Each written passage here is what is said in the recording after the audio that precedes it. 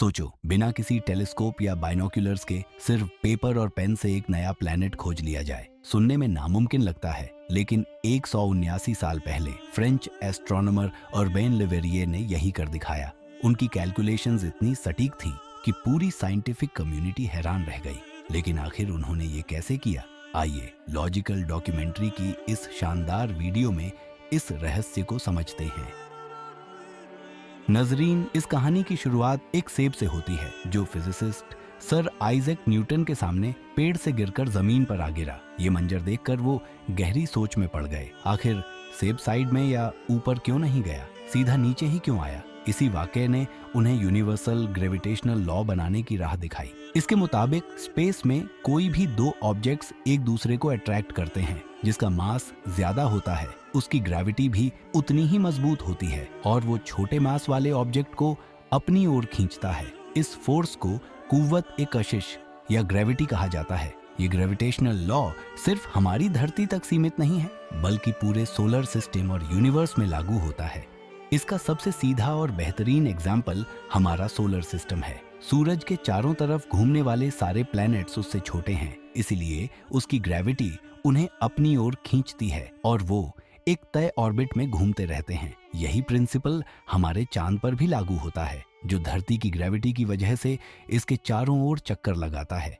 धरती, जो चांद से कई गुना बड़ी है, उसे अपनी ओर आकर्षित करती है। वहीं चांद भी भले ही छोटा हो, लेकिन उसकी भी अपनी ग्रेविटी मौजूद है। चांद की ग्रेविटी इतनी ताकतवर नहीं है कि वो अर्थ को अपने ऑर्बिट से हिला सके, लेकिन ये समंदर के पानी को अपनी तरफ खींचती है, जिससे लहरें पैदा होती हैं। अब सोचो, अगर एक पल के लिए मान लिया जाए कि चांद धरती के गिर्द घूमने की बजाय एक ही जगह रुका रहे, तो नतीजा क्या होगा? कुछ ही मिनटों में चांद धरती से टकरा जाएगा। जी हाँ, जहाँ अर्थ की ग्रेविटी चांद को अपनी तरफ खींचती है, वहीं उसके घूमने से एक फोर्स पैदा होती है जो इसे बाहर की ओर धकेलती है। इसे सेंट्रीफ्यूगल फोर्स कहते हैं। चांद की सेंट्रीफ्यूगल फोर्स और धरती की ग्रेविटी जब बराबर हो जाती है, तभी चांद अपने फिक्स्ड ऑर्बिट में घूमता रहता है। यही नियम बाकी प्लैनेट्स पर भी लागू होता है, जो सूरज के चारों ओर ऑर्बिट करते हैं। न्यूटन के इस ग्रेविटेशनल लॉ पर कई एक्सपेरिमेंट्स और रिसर्च हुई और ये साबित हो गया कि पूरी कायनात का सिस्टम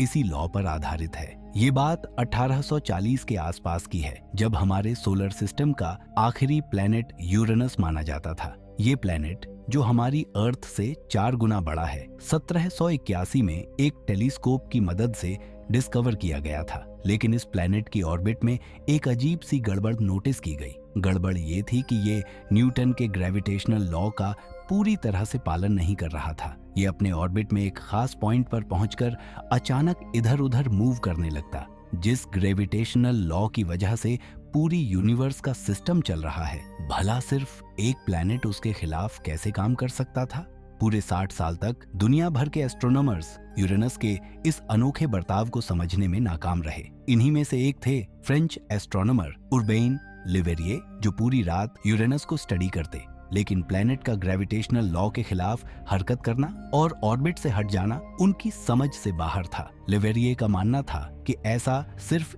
एक कंडीशन में मुमकिन हो सकता है, जहां यूरेनस अपने ऑर्बिट से निकलकर ऊपर नीचे मूव करता है, वहां उसके करीब कोई बहुत बड़ा मैस या प्लैनेट मौजूद हो। लेकिन असली परेशानी यही थी कि यूरेनस के आसपास कोई भी प्लैनेट नजर नहीं आ रहा था। हालात इतने अजीब हो गए कि कुछ एस्ट्रोनॉमर्स ने तो ये तक कहना शुरू कर दिया कि शायद न्यूटन का ग्रेविटेशनल लॉ अधूरा है या उसमें कोई मिसिंग एलिमेंट है। कुछ ने तो यहाँ तक दावा किया कि शायद ये लॉ पूरी तरह गलत भी हो सकता है। लेकिन अर्बेन लेवेरिये, जिन्होंने अपनी पूरी जिंदगी सितारों और प्लैनेट्स की स्टडी में गुजार दी थी, अपने दावे पर अडिग थे। उनका कहना था कि ग्रेविटेशनल लॉ पूरी तरह सही है और यूरेनस को कोई अनदेखा प्लैनेट अपनी तरफ खींच रहा है। 23 सितंबर 1946 की रात हमेशा की तरह लेवेरिये अपनी रिसर्च में डूबे हुए थे। वो आसमान की तरफ देख रहे थे और किसी गहरे ख्याल में खोए हुए थे। तभी उन्होंने एक कागज और कलम उठाई और लंबे जटिल मैथमेटिकल कैलकुलेशंस में मशगूल हो गए। कई घंटों की मेहनत के बाद उनके कैलकुलेशंस का रिजल्ट सामने आया। उन्होंने यूरेनस के पास एक सटीक पिन पॉइंट लोकेशन की निशानदेही की।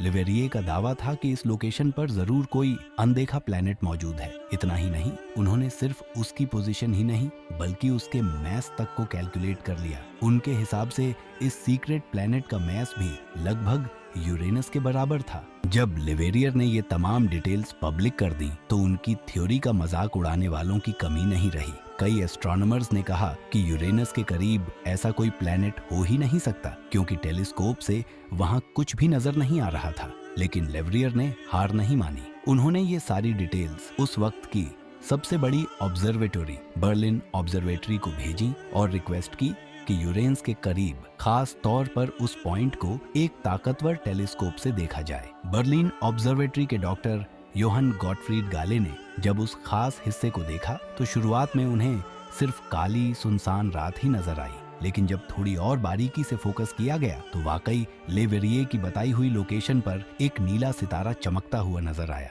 इसका साइज वाकई यूरेनस जितना ही था, इतना बड़ा कि इसमें हमारी अर्थ जैसे 4 प्लैनेट्स फिट हो सकते थे। इसे इस तरह समझो कि अगर अर्थ एक टेनिस बॉल है तो ये प्लैनेट बास्केटबॉल जितना बड़ा था। लेवेरिये की प्रिडिक्शन और कैलकुलेशंस बिल्कुल सटीक साबित हुई। सोलर सिस्टम का 8वां प्लैनेट ढूंढ लिया गया था, जिसे आज हम नेपट्यून के नाम से जानते हैं। ये पहला ऐसा प्लैनेट था जिसे टेलीस्कोप से नहीं बल्कि मैथ फॉर्मूलाज, पेपर और पेन की मदद से खोजा गया था। मजेदार बात यह है कि नेपट्यून को लेवेरियर से पहले मशहूर एस्ट्रोनॉमर और टेलीस्कोप के इन्वेंटर गैलीलियो ने भी देखा था, लेकिन गैलीलियो ने इसे हमेशा एक स्टार ही समझा। उन्होंने अपनी कई ड्राइंग्स में इसे स्टार की तरह ही ड्रा किया, किसी प्लैनेट के रूप में नहीं। यही वजह थी कि इस खोज का सारा क्रेडिट गैलीलियो को नहीं बल्कि लेवेरियर को मिला। हालांकि क्रेडिट तो उन्हें मिल ही गया था, लेकिन लेवेरियर की दिली ख्वाहिश थी कि इस प्लैनेट का नाम उनके नाम से जोड़ा जाए। मगर उस दौर में प्लैनेट्स और स्टार्स का नाम